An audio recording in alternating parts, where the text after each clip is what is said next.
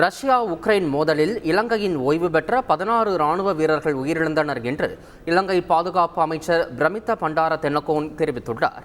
இலங்கையில் செய்தியாளர்களுக்கு பேட்டியளித்த அவர், ரஷ்யா உக்ரைன் போரில் பங்கேற்பதற்காக ஆட்களை அழைத்துச் செல்வதாக ஓய்வு பெற்ற ராணுவ அதிகாரி உட்பட சிலர் கைது செய்யப்பட்டுள்ளனர் என்று தெரிவித்தார்.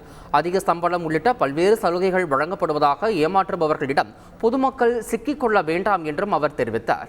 ரஷ்யா உக்ரைன் மோதலில் இலங்கையின் ஓய்வு பெற்ற 16 ராணுவ வீரர்கள் உயிரிழந்திருப்பதாகவும் அவர் தெரிவித்தார். ரஷ்யா உக்ரைன் போருக்காக சென்றவர்களை மீட்டு தருமாறு ராணுவ வீரர்களின் உறவினர்கள் கொழும்புவில் ஆர்ப்பாட்டத்தில் ஈடுபட்டனர். இந்த போரில் இலங்கை ராணுவத்தில் இருந்து ஓய்வு பெற்ற ராணுவ உயர் அதிகாரிகள் மற்றும் வீரர்கள் ஈடுபடுத்தப்படுவதாக வரும் தகவலை அடுத்து அதிகம் பேசப்பட்டு வருகிறது. இந்த நிலையில் ரஷ்யா உக்ரைன் போருக்காக சென்றுள்ள ராணுவ வீரர்களின் உறவினர்கள் கொழும்புவில் உள்ள ரஷ்ய தூதரகம் முன்பாக ஆர்ப்பாட்டத்தில் ஈடுபட்டனர். செய்திகளை உடனுக்குடன் தெரிந்து கொள்ள உடனே சப்ஸ்கிரைப் பண்ணுங்க.